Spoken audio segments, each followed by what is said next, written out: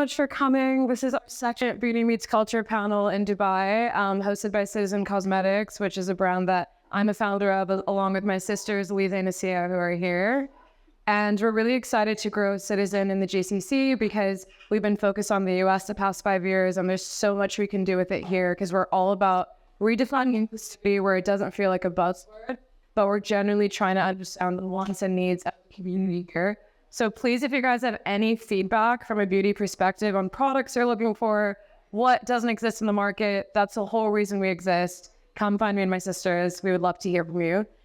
And with that, taking inclusivity further, we feel like not many people focus on culture, like the story of your identity, where you come from. So CTZN is leading the intersection of beauty meets culture. And that's how this panel came to life. So I'm really excited that this is going to be a dialogue focused on how your culture and upbringing and identity shapes your beauty standards and beauty ideals. With that, I have 3 incredible guests. Each of them are going to say their name and how they answer the question, what do you do, before we get into everything else. Yeah. Hi, everyone. My name is Layla. Work-wise, I own a talent management agency with my best friend, Abbass, here. And life-wise, I have a podcast with my dad called Conversations with My Conscience. It's only me that you see on camera because, you know, when you're sitting at home, sometimes you know what the right thing to do is. Sometimes it's hard. Sometimes it goes against your ego, but your higher conscience is leading you in the right direction. So the voice you hear, like the voice of God, is my father. And then you see me kind of tackle everyday life situations. So that's basically what I do. Hi, everyone. I'm Emaan Abbass. Gosh, this is like a difficult... This is the hardest question.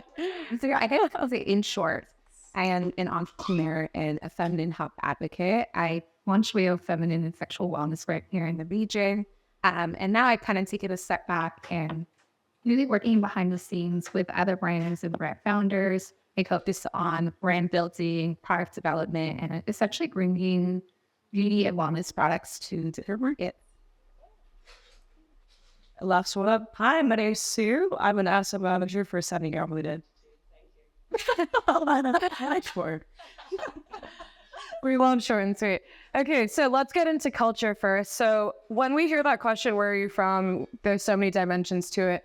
Can you guys talk us through where were you born? Where have you lived? What is your ethnic culture? And then on your ethnic culture, do you connect with it? Do you feel like you know much about it? I think we all have really maybe different opinions here, but we'll start with Layla. Okay. That's it. So I was born in Jordan.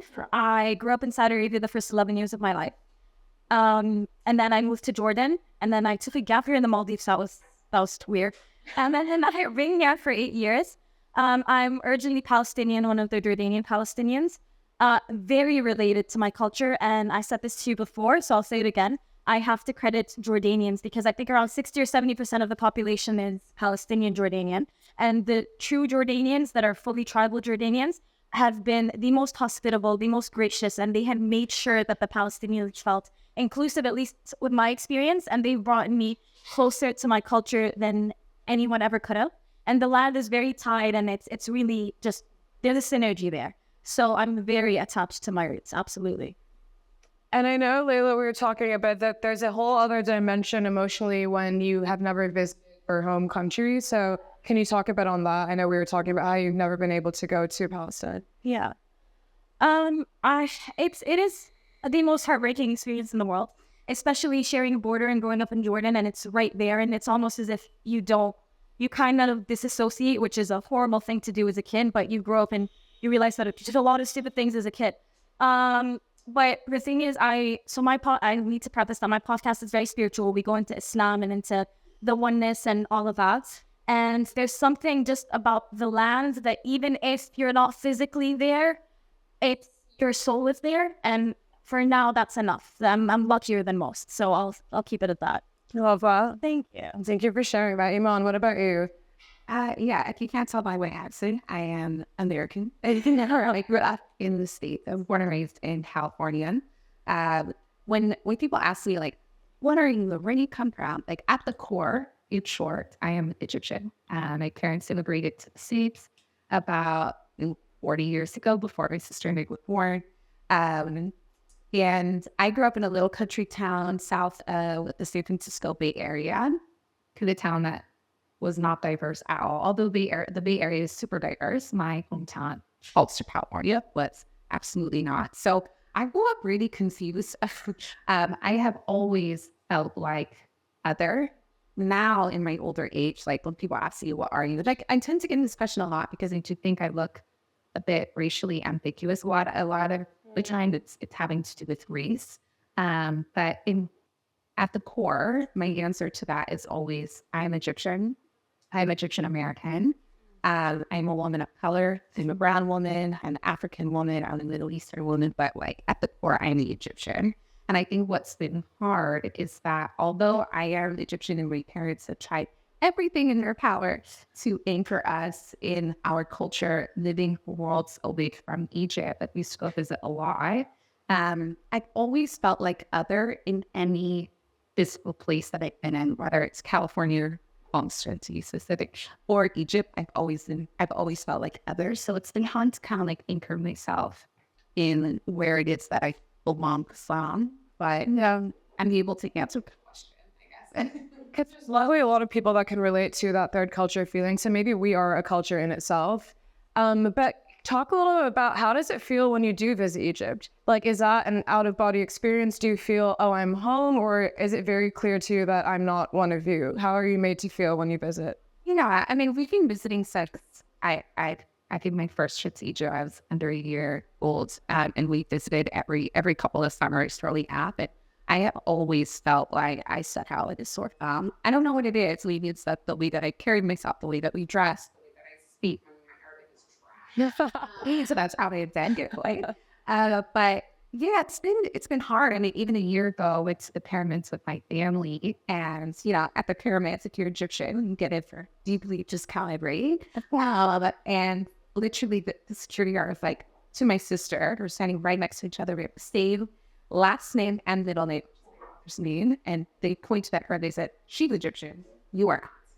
And I get called that all the time. And it's just like a kind reminder of, okay, well, you don't belong here. You don't all the way belong in the States. Where do you belong? And I think that's probably a beautiful part about being in Dubai. I moved here about 7 years ago, is that I do feel like Dubai is a city of others, of these third culture kids that are just trying to find where they belong and where their tribe is and who they can resonate with. And so I've been lucky enough to find that here. Yeah, we gotta stick together. So what's your experience with the question? Where does that ever go? Yeah, I would be textbook version with third culture kid. Both of my parents are South Korean, but I lived my entire life in China at an American international school, so I learned everything else. Then I came to Dubai to pursue university and work here. It's my 8th year now. So, and because all my life we just kept moving around cities in China, home is quite literally where my parents are. And I think in all my life experience, I never got to associate much with a local community, whether it was China or UAE or even Korea. It kept floating. So what you said, like you don't them all. But then strangely enough, you're kind of comfortable with that. Kind of accept it. Like, oh, it's a living suitcase. It's a stitch. And I know we were talking about contributing to the economy, Sue, as something that is kind of almost measured, feeling like you're attached to a country. Do you want to elaborate on that? Like, it was during COVID when my mother gave me a call and said, oh, honey, basically in the district where we're from in Jeju Island, they're giving you 500 dirhams as part of your COVID recovery fund. And I'm like, what? They're like, oh, by the way, you're going to receive, that's really little because you never contributed your economically to the country. And I'm like, forget that, I shouldn't get anything out of it because I'll never live there. I speak the language, but culturally I don't associate myself with it. The fact that my passport happens to be Korean makes me Korean. And that is the most confusing aspect of my life. And I'm sometimes I don't think I even deserve to appreciate the culture for what it is, simply because I'm so detached to it. And no matter how much I want to be close to it, it's just hard. It's as difficult as trying to fit myself in any other culture. So that was an interesting. And what's interesting too, because a lot of us can have resentment. And for example, I'm ethnically Pakistani. When I visit Pakistan, I feel like the locals there don't make me feel welcomed. But I think it is an interesting point to reflect on. Yeah, maybe we're not contributing to the economy. Maybe maybe that does play a part in not how welcome we should feel, but what the experience is like when we're visiting. And there's people there that are working there every day and are actively, you know, building a community there. So I do think that's interesting. And you mentioned that you weren't allowed to listen to K-pop or K-drama growing up. Like, and now people are going to music because now Korean culture is becoming a trend right now. Or like, I'm still kind of adapted to the full on fire. Like, oh, whether he's watching Emaan, what season? I'm like, growing up, I wasn't allowed to do any of that because I come from a really conservative family. Like, the only music my mother let me listen to was gospel. So, and any movies or so I did love, kind of like the Egyptian dramas, you know, the parents banned in this region. Same with K-pop and K-drama. So, again, it adds to the whole I never got to experience it, and now I'm kind of getting credit that people want to associate with me for my nationality when I didn't contribute any of it. So I always feel guilty for the association as they receive when I didn't do it. So yeah, I think that's a really interesting point. And just like staying on culture a bit before we shift to beauty, I think it's a cool opportunity that this can be a chance to clear some misconceptions about your culture or people that have never met anyone from your ethnic culture. Tell us a bit about the mannerisms of the people from, let's start with Jordanian Palestinians. What are they like? What are the core qualities you would love for someone to know? I'll say this applies to most Arab cultures. We are the most hospitable, the most generous, the most giving, but I will also say the most fiery. And it's very aggressive because doors are open, don't cross your boundaries. And I feel this applies to most Arab households. It's very interesting, especially in Jordan, to see when we would visit the poorer areas, which is the majority of the country, God bless them, the people with the least happen to be the most giving. And it's so humbling to experience because it just shows you that it's not just materialistic, it's really just the soul. They give because they know that they give through God. And it's a beautiful thing to witness. Wow. Oh, sorry. I would have to piggyback on that. And I think that in terms of the Arab culture and the Egyptians specifically, we are loud, passionate, I should say. It transcends borders. Like this happens even when it becomes a little watered down in America. We are still loud and expressive and very passionate. And I think that that's probably something that I'm most proud about what I learned from my parents and from my culture is just how openly we give. It is our love language to nurture and to care. And it's usually often done things like food, with giving food, cooking. It doesn't matter if you're cooking for 2 people or 7 people. It's like you cook for an army, and it's something I think is very embedded in us. It's like you just share, you show love by be welcoming and opening your heart, your home, your kitchen to people. And it's okay. Yeah. Food is a love language. Yeah. I mean, with my limited knowledge, I believe Korean community or the Asian community is very similar to that. They're very collectivist. Family supersedes everything. I guess the main difference would be there's major high power political postures, cultural theory. We have a different structure of grammar when we address people of higher age, higher occupation. They don't want to talk matters a lot associated with it. There's a lot of context to them all. We're never straight to the point.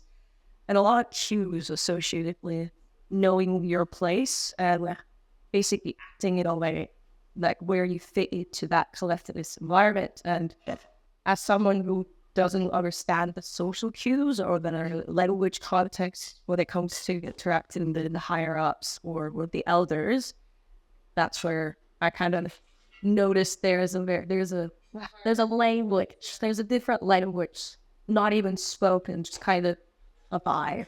And if you don't get it, you're not it. Right. Yeah. I've never been, but if I ever did go, I'd love to observe if we can pick up on that vibe.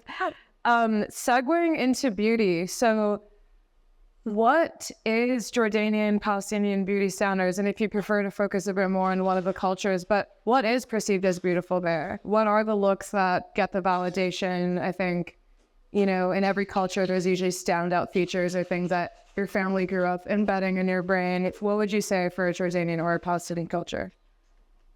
I know I gave you a little background on this, so I think I'm going to change my answer. I can't separate the two because I've never been to Palestine, and the biggest connection that I have to it is through Jordan. Yeah. They come hand in hand no matter what I do. Honestly, I have to give them credit. Whatever is truly beautiful, they will find beautiful, be it physically, spiritually, mentally, emotionally, whatever it is. They can spot ugliness, again, physically, mentally, spiritually, whatever it is, a mile away. It's almost like they have a sixth sense, like sense to it, you know?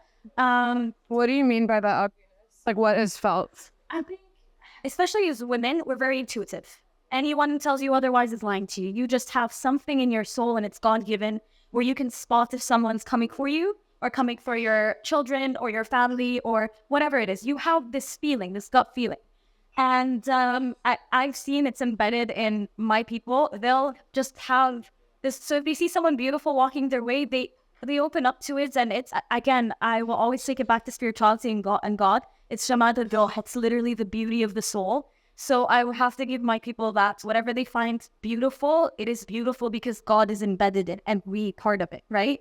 And they really have a keen disdain towards ugliness. But also, I will not lie, especially because my grandmother's generation is very different than mine. The West has affected. So obviously there was a little bit of a time where the trend of blonde and blue-eyed kind of swept over. But I will pay credit where credit is due. They swapped that down like a fly. Like, they're very much going back to, no, Arabian beauty is beautiful, point blank period. I totally mean, it's amazing that there is even shift back. Actually, with other parts of the world, it was still very much struggling when hobbies become what call this. But this actually makes sense how you're saying that they can spot ugliness, and I think about you, like your energy, because we talked to me earlier about how in Jordan it's very much about natural beauty. So I feel like that does come hand in hand with even the external way as I'm not being more on the natural side. Is that? Well, you know, I'm hot topic. I'm sorry, guys. I'm very anti-plastic surgery. Forget. I really am. I truly, truly am. I think it's some severe cases, you know, God forbid, that's the conversation I want to speak on it. But I just believe that beauty is she's given by God. There are ways to attain it. We all have it. We just haven't found the right way to tap into it. I've been lucky enough that in Jordan, there is, I've seen men and women be attracted to the most natural of things. Because in its we have a story. I won't go into it a lot, but there's the answer that the Rasul Salam gave her. It was, إن الله جميل بيحب الجمال ويحب أن ينعكس نعمته على, which means God is beautiful and He loves beauty, and He loves seeing the traces and effects of His blessings on His people. Now, there's a synergy in itself. This doesn't strictly need physical beauty. It needs whatever you think beauty is. And there's also, in the 99 names of God, there's the most merciful, but there's also the most vengeful. There is a beauty. So even all of these were your ugliest. That is a blessing from God, and there's beauty in that. And I think when you tap into it, and I have to say my people have helped me tap into that, there's just, I don't know how else it is. There's just, okay, well, I mean, Mom, what about with Egyptian beauty standards? Yeah, I think my learnings growing up is that beauty was, there was very much an emphasis on physical. And yes, there would like, an auntie would always, or would never miss an opportunity to tell you if you pay way or costly, can't put you the because you need costly or how bad. I was so, But I do think my take is that the physical was more so in how you carried yourself. Where how did you dress? How did you speak to people? How did you lean into your feminine side? Were you soft? Were you mild-mannered? And all of those things equated to beautiful or attractive. And I think that that's something I really struggled with growing up because I was a mess. I was a mess. I was short. I was chubby. I was curly, crazy hair. I never wanted to wear dresses. I was a little bit of a tomboy. Like, I just wanted to be comfortable. I wanted to be myself. I was a little loud. I was a little animated and curious, but also like deeply insecure and very unsure of myself. And growing up, I constantly was compared to my sister, who was at the time, now I'm taller than her. But at the time, she was taller. She was a ballerina for like 11 years. She was like calm and quiet. She behaved herself and followed the rules. And I really struggled with feeling like, okay, well, maybe I'm not attracted because I don't lean into that softer side of myself. And I'm a late bloomer. I I came into my body much later in life. And I think I started my perception of these ideals starting to shift and change when I started to care a little bit more about my appearance or how I was presenting myself or how I was showing up. You know, I wanted to be desired. I wanted to look cute. I started to care about my hair and my nails and this and that. And the older I got, the more I leaned into it. But I still and continue to still hold on to this thought and idea that I want to show up as authentically who I am. I want to be me. I'm still going to be a little loud. I'm still going to be a little animated. But I can also lean into my more feminine soft side. And it can be seen as like a strength and something beautiful as well. I can relate on the femininity because I think I didn't understand the deep meaning behind feminine energy. I thought it was just superficially wearing a dress and wearing a robe until I learned that feminine energy is being intuitive, it's trusting universal timing. So with femininity and softness, because you focus on that a lot, do you feel like you had to sort of just start being more feminine, or did you find your own appreciation for femininity? Where are you all that now? Yeah, I think in certain situations, I mean, whenever you start a business or whenever you're in a room with a bunch of masculine energy, you have to kind of shift and mold yourself. I think I, over the years, have found what femininity and feminine energy means to me and what feels authentic and real to me and my personality. I did carry myself like with a strong exterior. I know that. I've been told that. Also, what is it, RBS? I definitely have that at times, but I know I listen harshers. Just not as yeah, that's not of it. But I think for me, like my feminine side is the way that I speak to people, the kindness that I bring into a situation, my empathy, the way that I just want to go with the flow sometimes. I don't want an Excel sheet. I don't want to plan every moment. The way that I want to nurture and care for my family, my friends. And I think it took me some time to get to the point where I'm like, okay, no, I can embrace my softer side. I can still get a lot done. I can still conquer the world every day, but I can do it in a way that flows with my flow. Exactly. I wish we were taught about femininity in that way. I think that makes all of us fall in love with it so much more. I can relate. So what about you? So I agree with your comment on feminine energy is all about more than just the exterior that you look, which is exactly why I have absolutely no feminine energy. Because I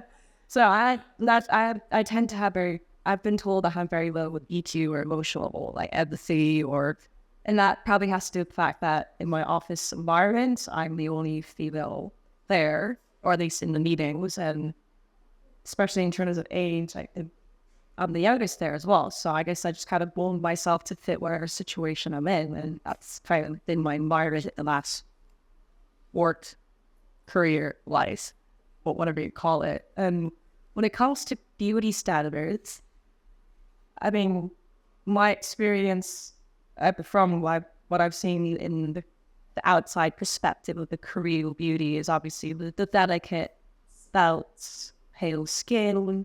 Again, similar to what you said about being quiet, which similar to you, I exhibit none of. So I think the whole life has been all about like, oh, what is considered ideal you don't have. Well, I just kind of dealing with that. So like, okay, I don't have it. Yeah, you're be aware. You can have your but you have this on quality. No, and I think we're going to get into this a bit deeper. Actually, we can start with Dusu because you just touched on it. I know that there is sort of in those early teen years, we all have that one beauty insecurity. We have many, but I think there's always that one that stands out in our beauty experience. Or do you mind sharing what that one thing was for you and whether that is still prevalent or whether you've had a journey with feeling better about it now? I would call it one beauty experience in particular, but similar to what Layla said about intuition, women's intuition, you know you have pretty privilege and you know if you don't. That's a very distinctive fact that we all women know. And I knew I did not have pretty privilege growing up because it's a very obvious, distinctive difference between a woman with pretty privilege and a woman without. And I'm a late bloomer. I didn't grow into myself. I never knew how I should best optimize my period. So I spent most of my life not knowing what to wear, not knowing how to put myself together, and just overall not liking myself. ironically enough, when I did figure it out, I still don't. And that's the unfortunate reality. Because by the time I understand the fact that I have developed pretty privileged because I put so much effort into my physical appearance, my outfits, the way I gel my hair, the way I put my makeup. And the whole process of that can call mental exhaustion and the self-hatred you have to build in order to obtain that pretty privilege. In hindsight, wasn't really worth it. But hey, it gets you to your life. I just think it's a harsh reality that a lot of people can maybe relate to, although, like, well, you're just being, man, some of us do, so I really a bit too honest. No, I think it's just real. Like, you're saying what some people are quietly feeling, but you're just being honest and vulnerable about your experience. And it must be another added layer. You have a public platform. So dealing with somebody's insecurities still to this day, but then being on TikTok with the reach that you get, how do you then deal with that? Because I know when we chatted, these are still things that you're struggling with. I think so I recently gained the following that I did 4 months ago. So until then, I was like your random, like posting photos for friends until I posted a video about things sarcastic giving life advice while doing makeup on. That hit 10 million views, of which half the comments were, your makeup is awful or you just look terrible. And I'm like, oh. Well, then, as someone who's already been desensitized growing up with that pretty privilege, I just kind of like took it and kind of like, all right, let's go ahead with it and kind of embrace it for what it is. And everyone will have mixed opinions of you. Someone will love you, someone will hate you. To this day, I don't think any of my 80,000 followers will ever know who I am. They never see the backside of my story. Platform itself is purely curated for the audience. It's not really who I am. So, in a sense, that's my greatest defense. Criticizing something that doesn't wholly represent me, and when we can't hold me accountable, so that they will not stop true who I am. And I just want to admire your honesty here, because we all fall in concerns and we all can think that they've got it all perfectly set up. They're good with is that 10 million views, that they look so perfect. But here is a very honest take on maybe on the other side what it feels like. Their appearance, their beauty standard, their thoughts on a day to day, and I just think there must be more than that. And you happen to be sharing it, but I'm sure there's a lot of influencers out there. So I think the next time you're on social media scrolling, maybe feeling low about yourself, just think that the influencer also might be going through something too, and it doesn't mean that they haven't perfect as well. If I consider myself anyone who opens you or and ones it. And just before we move on, I know that you mentioned it was a slender figure specifically in Korea, and that was something that sort of did affect you. So when you're talking about your challenges now, I know we were discussing that it was to do with body type. Yeah. Let's be clear. I think what was the latest OECD report showed, percent above women have body dysmorphic disorder, where they're just really mentally just not happy with the way they look and body kind of fingers. Every aspect. You look at your rear, yeah, it's crazy. And you're right. I mean, growing up, I wasn't particularly chubby or anything, but it was just the understanding of, your BMI is not at this level.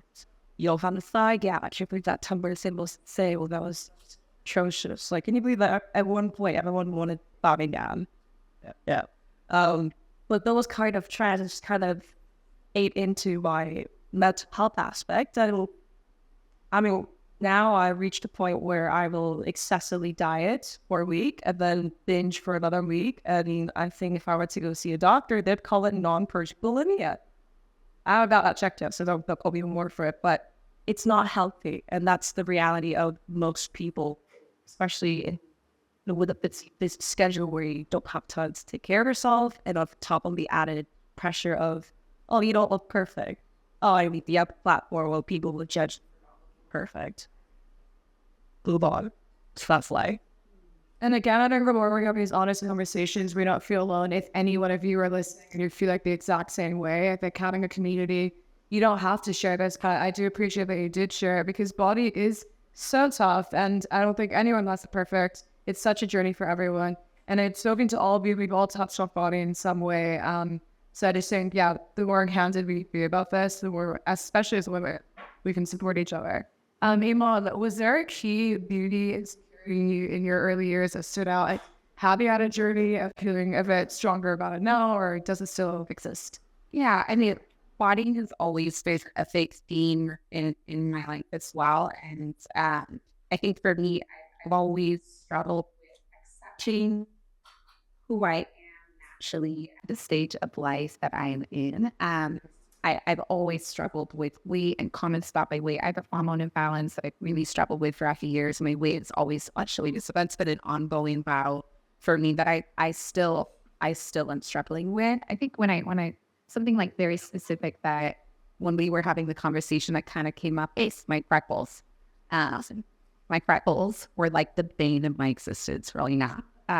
Again, I always grew up as other. I always looked very different, curly, coily hair, short, chunky, freckled face, little girl, little brown girl in a class full of, normal looking Jessicas and Cindy's. And I remember someone called me chocolate chip face. Oh my God. I was very little. And I know I'm Finnish. I really talk about it. It's so great. But I went home and I tried to scrub my freckles off. It was so aggressive that I came out of the bathroom. And I used like a knee spot. Like, I don't know, like, really fun. Like the Egyptian, like the nifas that you get. Yeah. I used that to scrub my face and it came out and my face was so red. My mom's like, what are you doing? What are you doing? I think I don't think I actually clocked how this perpetuated throughout these years. But when I was finally allowed to wear makeup, I used to go hard. I used to really utilize that MAC makeup counter, and I used to do full face, full coverage, foundation everywhere, work, school, and this gym. This like lasted well into my early 20s, where I just did not feel comfortable on my skin. I don't know if it was necessarily like just my freckles at that point, or just not really learning how to embrace who I was naturally, and I can't even recall the moment in which it shifted. I don't know, maybe because freckles became trendy a few years ago, or maybe because, I started to grow up and I got exhausted, which I wake up all the time. Where it was sometime in like my late 20s where I finally said like, no, enough's enough, and I started to really scale back and really relearn the relationship I had with makeup. Using makeup to, amplify what I already naturally loved about myself, or, make myself feel more beautiful by feeling it that. Totally, because I know that comes a time of maturity, but is it triggering for you to now see freckle pens of people actively at it, or is it kind of nice to see that? It's kind of nice. I'm actually like actively trying to learn how to do my makeup to where I can show my freckles. See, look at sharing to go. And I get frustrated because my freckles are tight. I have a lot of them, but my makeup kind of covers them up. So I'm trying to learn how to do that. And I take my beauty blender, I'll wipe off. Like I have a freckle right here that just came in like a year ago. I'm like, gotta get that one visible, So that's it. I love the letter. Yeah, that's kind of full circle. Yeah, that's actually really nice. But also just show that we sort of get validated by what's normalized throughout us. And also to what you said about the comments someone made, this is why commenting on people's looks really matters, and we do need to be more mindful about what we say, especially when someone's not asking for our opinion. Just like maybe give it an extra thought before you comment, even if you mean it as a compliment. Sometimes the words can be really triggering to someone else. And it's kind of crazy when you think about it. Like as children, we often pick like that one little thing about a person that like differentiates them. For instance, like a gap in their teeth. Where later on in life that ends up becoming a beautiful part, or like where they finally get to a point where they find it very beautiful and they accept it, and then it becomes the most amazing, beautiful thing about them. I feel like maybe that's what changed for me, and I wish that kids would realize those parts of themselves earlier on, and we would educate children on how to pinpoint those differences and make them beautiful. I think that's what we believe. I agree, God. Layla, you have a lot to say on pretty privilege, and I would love to hear about your sort of that key insecurity, whichever one you want to start with. Before I continue, I just want to piggyback off what you guys were saying. So I know you said to be careful what we say and not with our opinion where it's on us. I absolutely agree. I think if everyone focused internally rather than externally to begin with, the world would be a very different place. But I just want to add to it. And I think as well, it's so important to embed trauma in the future in your children, but also in ourselves, that there's a quote that I love by George or Georgia O'Keeffe. I keep messing up if it's a girl or a guy, forgive me. But it's, I have already settled it for myself so that flattery and criticism go down the same drain and I'm quite free. There's also, there needs to be enough sense of self-love and value and esteem where I would care what you say. It does face. You also need to reach that point where you're not so fickle that whatever anyone says, it'll shake you to your core. Because if that also happens, then in turn, you need to reevaluate how your core values are. Does that make sense? So I just wanted to add that because that wasn't bad.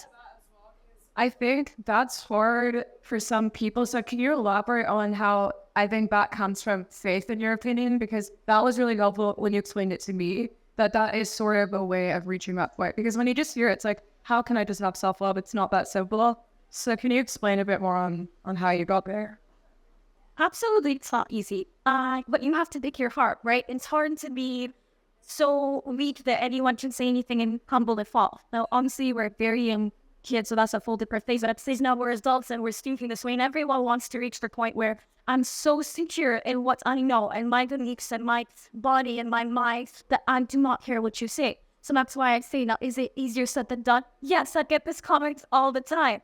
Like, think your heart. So for me personally, it was honestly my faith in God. When I started filling my cup with that, and I started going like, we talked about this, right? Wait, I actually do have pretty beautiful hair. Well, I mean, wait, I'm actually, look back, how many of you have looked back at photos in your high school and was like, wait, I was actually kind of cute. I was like, as fine as I thought I was, right? And your parents tell you this growing up, and you just like us, mom, leave you alone. Appreciate every moment you have now. It does not come back. And Cart Toll has a book called The Power of Now, and it teaches you truly about being present. Tomorrow doesn't matter. Yesterday doesn't matter. I cannot emphasize how important this is. Now, a lot of people in my videos will ask you, like, what post do you read? Where do you go? Like, you just in it. And it's a very valid question, I understand. But you know what? There are initiatives to find everything on the internet, guys. You could search anything, any YouTube video, any book, and you will find everything you are seeking. If you see good, it will find you. If you see beauty, it will find you. For myself personally, it was filling my cup with my faith in God. And when I studied most of the Abrahamic religion, so I'm not trying to revert anyone to Islam or anything like that. Truly, I'm not. And I don't think there's just a one-shoe-fits-all solution. I think there's beauty in all of it, but all of them, including Hinduism, Buddhism, my dad studied all of them, they all talk about filling your cup with love, with a power, be it God, be it the universe, you do you. But when I started doing that and I started realizing everything's a blessing, my tests are a blessing, my pretty privilege, because I really appreciate what you said. I grew up with pretty privilege. My dad made me very aware of it at a very young age. He was like, you're pretty, don't walk around like you don't know you're pretty. And it was a slap in the face. Do you know what I mean? And it was important. I'm very grateful that he did that because it's really out of touch to just walk around with I'm so ugly. You're not. You know what I mean? Most of you are actually quite beautiful. And that's just, it's the way of the world. So my relationship with God was very humbling. When I credited everything to him, when I credited all the good to him and all the bad to myself, when I realized it's really insulting and out of touch to not acknowledge the blessings that he's given me, it changes everything, you know? And he said this to you, forgive me guys, I'm not politically correct with the way I speak, but if you're too busy being insecure, you have too much time on your hands. So the psychologist just spoke about this. It's called rumination, when you kind of marinate in your depression or your insecurities. Running errands, reading the book, there's so many things you could do. Like I said, the world is filled with things that you felt that we would be bored.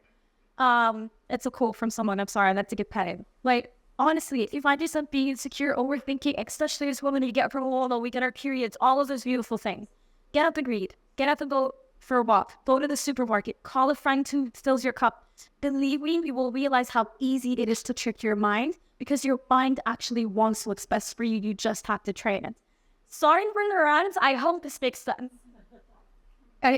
Honestly, again, I really appreciate you just being raw on yourself. And I think the part that I found really helpful and really resonated with is it's so true that there is more we could be doing with our time in terms of being of service. And I think there is that aspect of it, like my grandma's always said, she's sitting here, like anytime you're feeling down, she's always recommended be of service to other people. And I think it ties into what you're saying because I think it's a lot of self-importance to maybe give our insecurities so much airtime in our brains. And I never saw it in that way because I'm sorry, we do just have it and it is hard and society makes it hard. So I feel for everyone because it's not also fully our fault. Media makes it hard.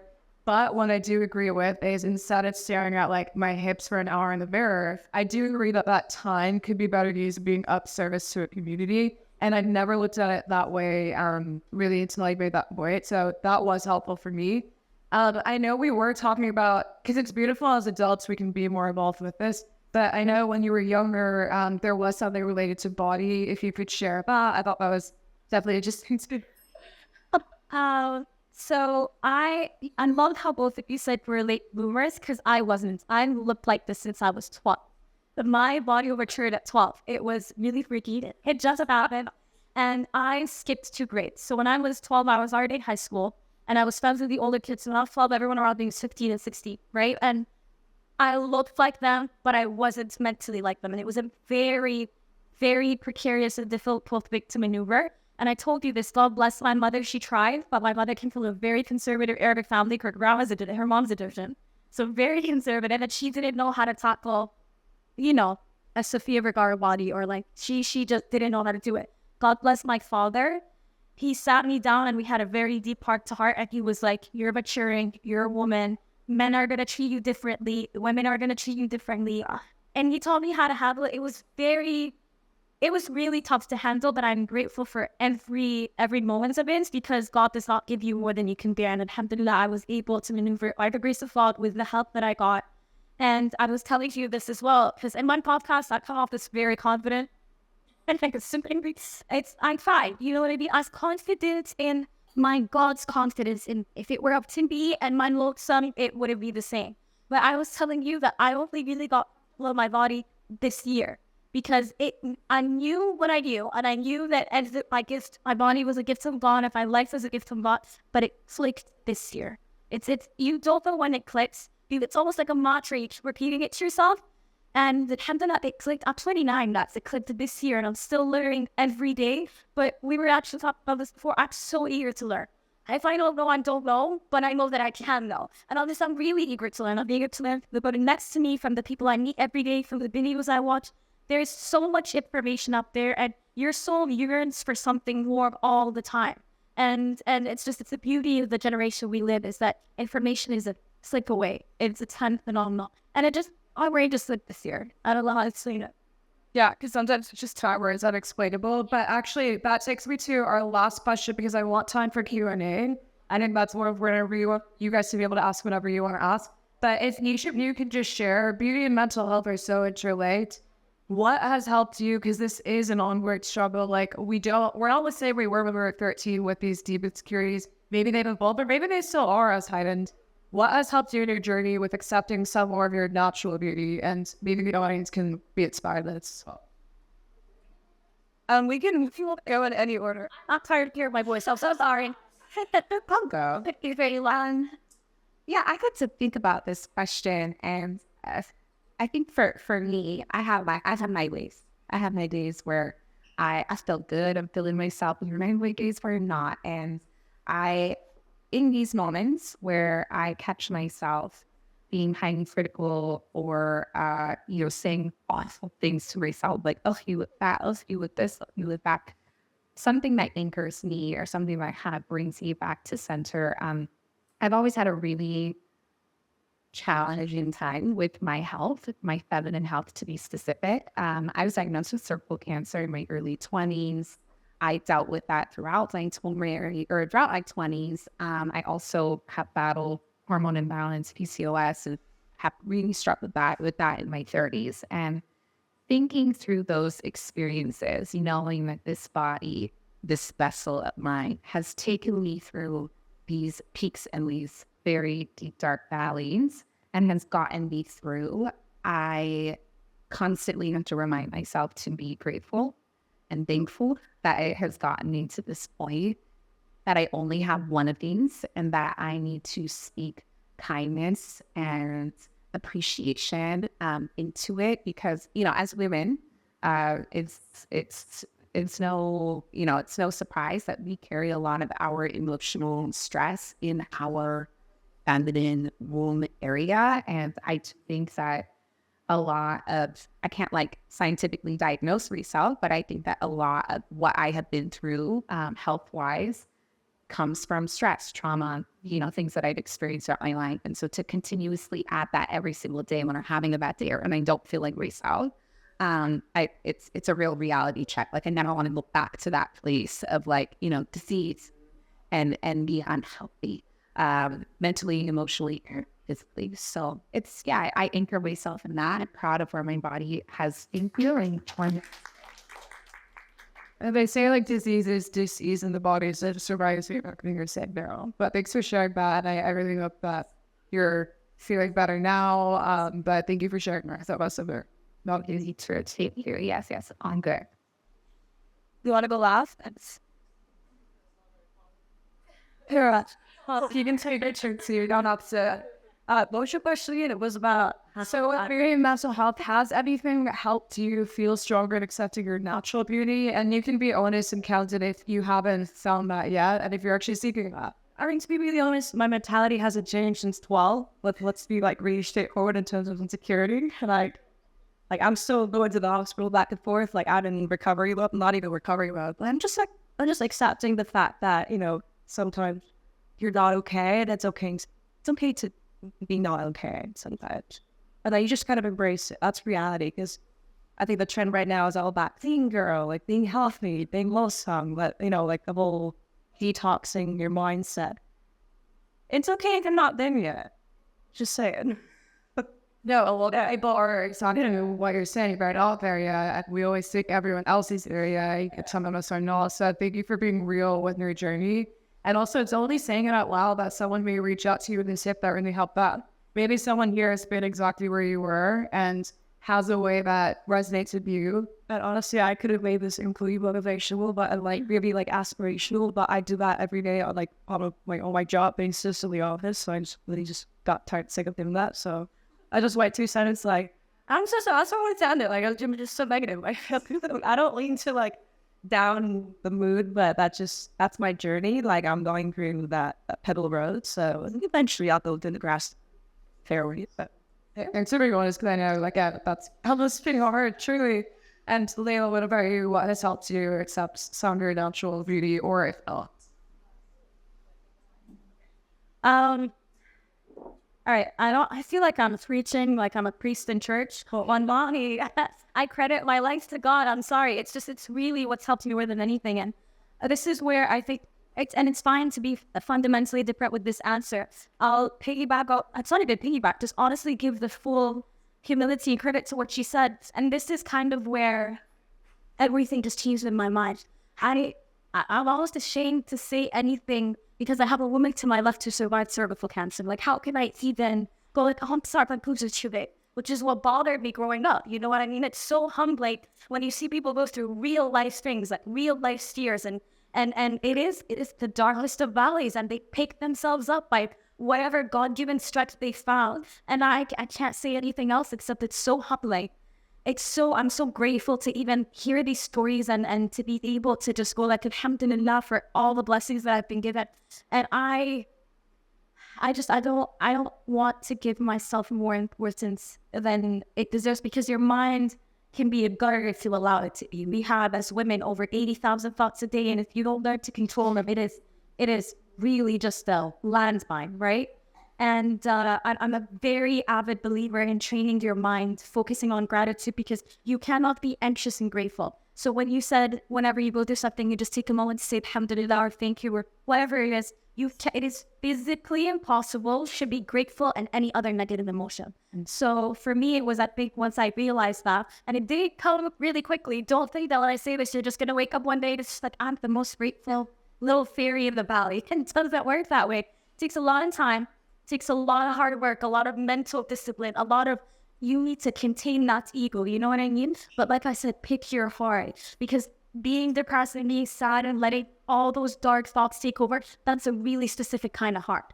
And the other way, it may seem hard at first, but I guarantee you it is the most fulfilling you will ever feel. And be in service of others and recognizing blessings that you have. it'll really change your life. You have to change the lens for which you view things. And I always say that, so I'm going to end it with us. No, thank you for teaching you for being so true to yourself consistently throughout this conversation, because I actually love that this is 3 perspectives, 3 cultures, 3 completely different women, but that's the whole point. I'm not handpicking people that all agree with me or that all think the same way. That's why I actually really enjoyed this dialogue. Specifically, do you guys have any questions for anyone here? I would love to open it up for Q&A. And Elisa, if you don't mind passing the mic to whoever is asking your question.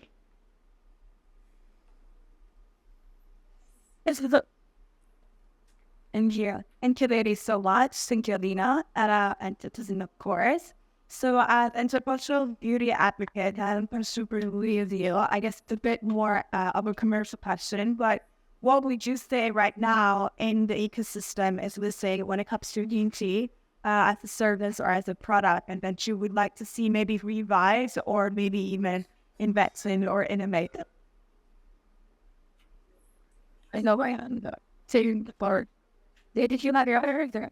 You said this. I think we talked about nothing. I'm going to be honest with you. I own a talent management agency. I've managed a lot of influencers in a lot of towns, especially in the beauty and skincare. I have seen all colors, all sizes, all faces, all brow shapes, all whatever, everything under the sun has been there. I think there's I'm being honest, there's nothing you can tell me, oh, I wish I saw this, but I've seen everything under this. I've seen too much at this point. You know what I mean? And it's moved in a beautiful direction. And I think people, it's really easy to assume things when the media pushes a certain narrative in your face. But there are a lot of brands, one of them being Juvia's Place, which I believe is African owned.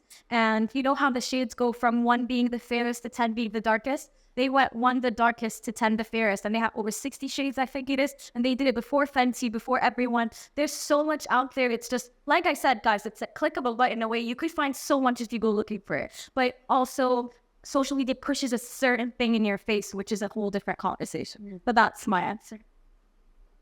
Yeah, I think for me, and this is more so, I think we need more products that help you along your natural journey. So for instance, I think just looking at how feminine wellness space is definitely changing in the States or in the UK, where there are now products that kind of help you either decide or focus on a specific concern. So women that are going through menopause and that transition, skincare that is specifically made and tailored for them that can kind of help ease any of the lumps on the road. And I think that we need more brands that speak to the authentic journey of a person. And I'm happy to see that start happening in the feminine and sexual wellness space. I mean, that's a space that I'm quite passionate about. And I definitely think that it's changing. I think we need more brands here and more brands that really speak openly and educate about that journey as well. And then create tools and products that kind of go coincide with that education. So I would say we just need a bit more progress, especially in creature. I agree with Layla's comment on with a click of a button, there's everything possible you can find. If anything, I would like to suggest some of the more educational aspects on the consumer side that it's not always the right thing to jump on the next bandwagon with the trend you see on TikTok post around. If anything, you're right, you should focus more on the progress of achieving natural beauty and try to avoid excessive consumption from what I've seen, from what I've gone through. It's just environmental-wise, your own financial-wise, it's not the best thing. And just like being comfortable knowing that eventually finding what you need and what you need is not a one-size-fits-all, and going through that journey itself, again, goes back to educating yourself and appreciating it. I'm just going to add one thing to that because you reminded me of something. The brands put out what the people want. So it's a very interesting there where we always go like, why don't I see this? Why am I not seeing that? Believe it or not, it's the people's fault. They put so much money into learning what the people will buy. So it's also our job as consumers. If we're not gonna buy what we're saying, oh, please give us, and then they give it to us, so we will buy it. As brand, they put out what you want. So it's a very double-edged sword there. I just wanted to add that. Good point. Any other questions? Feel free, anyone, honestly. Did somebody comment all in question? and just sort of make the color wasn't that soothing. The fact that you have studied stick off, which you really feel, bring you that stuff to the table, is, I think, a huge thing to itself. And I would buy here, it's everyone is beautiful in their own way. And I think we need to focus on who I am versus what I am. And I think that's the problem. None actually connects to generation and you guys are. But I think we all work on ourselves in that, to evolve ourselves in that. And not listen to our heart. The voice of our head is loud and something. And I think we need to work with who I am versus what I am. You're totally do how. But Are you getting up for this? What up for you? Sheila, good for incredible. I was fun to say thank you so much for everything you shared. I think we're all very inspired. I can speak for myself to say, you know, it's been amazing to hear your stories and how valuable you've been with your experiences. My question is, I've recently had a daughter in the last year, and she sort of taught me to kind of love my own body and love myself. I just wondered if you had any thoughts on what maybe you wish you knew as a child. You've all been very open about your childhood experiences. Is there one thing that you wish you had known as a child that can kind of inspire the next generation of women? Well, but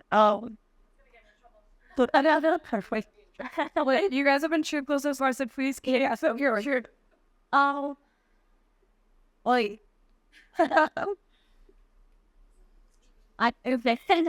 Honestly, I told you about this. My mom is the most beautiful person I know, physically. Mentally as well, spiritually as well. But like physically, she's, mashallah, she's stunning. She's a MILF by all means, you know what I mean? And growing up, I saw her always look put together at all times. It was insane. This woman used to strut in the mall with heels, guys. Like it's with 3 little toddlers. She was just always put together. And one day, because my parents are separated, and after the separation, obviously, you know, you go through a little bit of a funk. And my brother and I wanted to take her out, and she didn't have her hair done. She looked not as put together as always. And God bless my brother. He went up to her and he just looked her up and down, and he's like, go get dressed. Like, go fix yourself. He's like, you have taught me your full life that you are strong. You're so powerful. Even when you're weak, you're still put together and you find the strength in your weakness, right? And it really shook her the best way. She's like, I'm so grateful for your brother. And just kind of like shook me out of the self-martyrdom. So I think as a woman to a woman, the best thing you can show your child is there is strength in your weakness. You know? There's so much strength in your weakness. It's crazy. We're weak all the time. We have no control over anything. My dad taught me this. You cannot control when you need to go to pee. If that doesn't humble you to realize just how weak you are. Well, so there's so much beauty in your weakness. There's so much beauty in your vulnerability. And being a mom, you are a mama bear. Someone comes for your cub, get your buck shot ready. Do you know what I mean? Show her that. Show her you are one tough lady, but also show her your femininity. You are, inshallah, by the grace of God, your daughter's first hero and her last. Just, you know what I mean? And something the board Matsi said, and I love him, God bless him, don't worry about screwing up your child, you're going to screw them up. It's like, you are a human, do you know what I mean?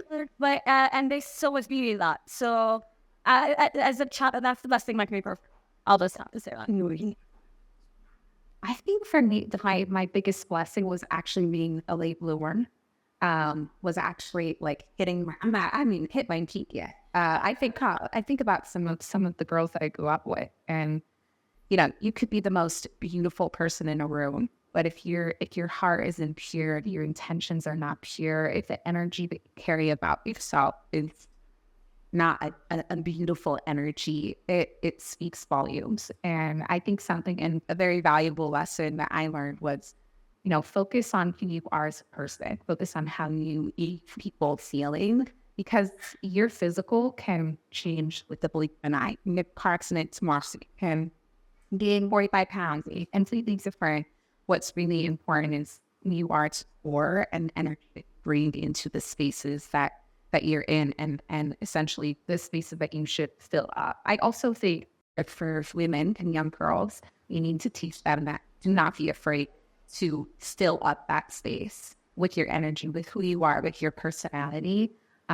Because I wasn't cute growing up, I feel like I really had to hold on to showing up with a great personality. And I think that has kind of carried me through in any situation, is that I really kind of anchor myself in who I am. I know I'm a good person. I know I need people feeling better than how I left them. And I continuously try to work on that. So I think that those are lessons I learned.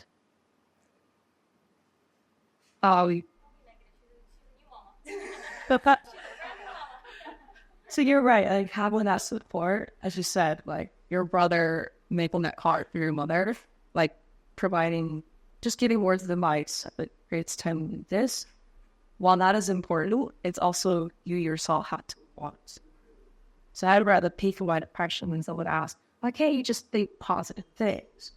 In hindsight, that person is absolutely right. Why can't you just kind of get yourself think positive things, be happy, take a little bit to be grateful? You're right. It's the act of choosing. You know, in the Catholic Church, you have the omission. Oftentimes, let's call it the omission. Just kind of let yourself run with the river, and then there's a waterfall beyond, and there you go. But you actively choose to get out of it. And that process isn't fun, but you have to keep relying on the people that it starts with you. It starts with no one else. You could be in the most positive, loving community and still lose someone. And I've had that. So it starts with yourself. Yeah, and that's what I'm doing with them.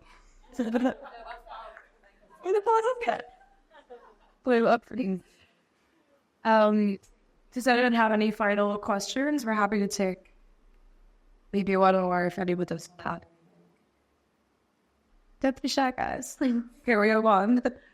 This will be, I think, the last question, but anyone's welcome to find the speakers at the end. Just a personal thank you guys very much. I can resonate in a lot of things that were said today, and sometimes I feel like not everybody feels like I do. I live in 4 countries and a very mixed nationality, and I've always been into like my body with my mom, so it's very hard to fit. But just as Sue said, like I'm starting to feel very comfortable about it, so I can continue with it.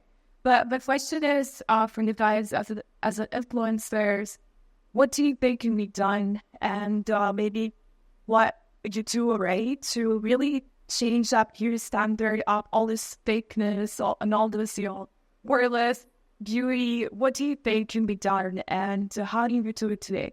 Yeah, it's a great question. I'm housed it on whoever wants to swim about it first. Yeah, so but I think that the world, oh gosh, it's going in 2 different directions, and we spoke about this.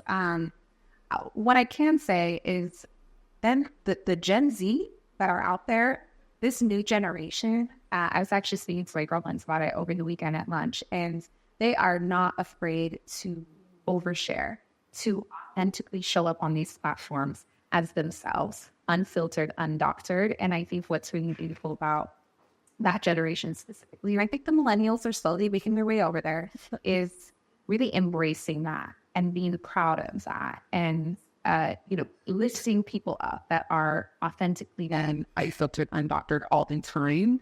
It's hard because of the space of social media. Like you don't know. You don't know. Is someone really showing me who they are authentically? Have they put that photo with their face to? And are they telling me about, when I think back to 2 years ago, so I went through a really tough time, and I had a brand at the time and a platform at the time. And yeah, I would go on there and speak very authentically about feminine health, and I'd always try to show up very positive. And I wasn't sharing the moments that I was on the bathroom floor crying about, this and that, and all these things that were growing wrong in my life was like falling apart. And I think about it, and it just makes me really hopeful, especially for this generation, that I do think that authenticity, whether you are an individual, an influencer, a brand, it is something that is becoming more celebrated and really an expectation. And to be authentic in a real way. And I think I mentioned this the other day that I really love brands like CTZN that, y'all walk the walk and talk the talk. When we say that you represent diversity and inclusion, create products for women that have been underrepresented women or people, sorry. That's one name. Especially if you use the genders out. When you say that you create products for people, it is true, and you do so in a really authentic and genuine way. And I think that is what we are starting to see change. And I think the more that you can support brands like CTZN or influencers or individuals that have these real and authentic platforms, the more normalized it will be, and the more normalized that we can represent that within ourselves. All right, I'm gonna work with others. So I'm very politically incorrect. I really am. I just don't care. I'm sorry, I really don't. The thing is, it seems, like I said, double-edged sword. So I'm very anti-plastic surgery. I'll scream it loud and proud. You actually don't need it. And it's a trend, and minds are like a sponge. It started with the lip fillers, the Botox creeps in, and they tell you it's preventative, and all of that stuff. So the thing is, look at social media now. Is it being pushed? Yes. But you have, for example, I don't want to reference them, but the most followed people on social media who look the fakest. Who's following them? You know what I mean? And it's a very interesting thing. So if you look at people's following, if you look at the most liked pictures, I was talking to my dad on the phone today, and he said the second you remove the symmetry, the beauty is no longer authentic. So I'm sorry, guys, but the second, for example, those fake lashes that look like you blink too hard and you'll fly 2 feet off the air, there was no longer a symmetry in your face. It looks obnoxious. It looks odd. And then we go and we pay all this money and we do all these things to try to look like someone who actually hasn't been behind a camera on set. It takes so much lighting, so much editing to make you look that good. You know what I mean? And it's the concept that we consume. It's the people we go for. It's the things that we listen. It's what we feed our soul. So what am I doing? I'm telling people you don't need it. You know what I mean? Honestly, fill your heart with God. Fill your heart with good people, with good conversation, with good food, with good books. You really don't need all that much to be happy, right? But it's about what people want to consume. So if you want to, you'll find people like us who are trying. And if you don't want to, you'll find the rest of the cyclones looking like they just came out of the same factory. It's really what you look for. So I'll do what I usually do, but it's if you find me or not. Does that make sense? And sure. If you were to look at my Explorers page on Instagram, and you see, Vogue editorial, signing lookbooks, cat videos, and World War II memes. Let's start. Yeah, so it's again, similar to what they said. The feed will show you what you choose to consume. So yes, it's 80% fashion and 20% more videos. And I think it's just a healthy mix of just pursuing what makes you happy. And we have to really kind of dissect the word happiness. Similar to what you said about I don't know, is it the dopamine effect or is it true feeling of gratification?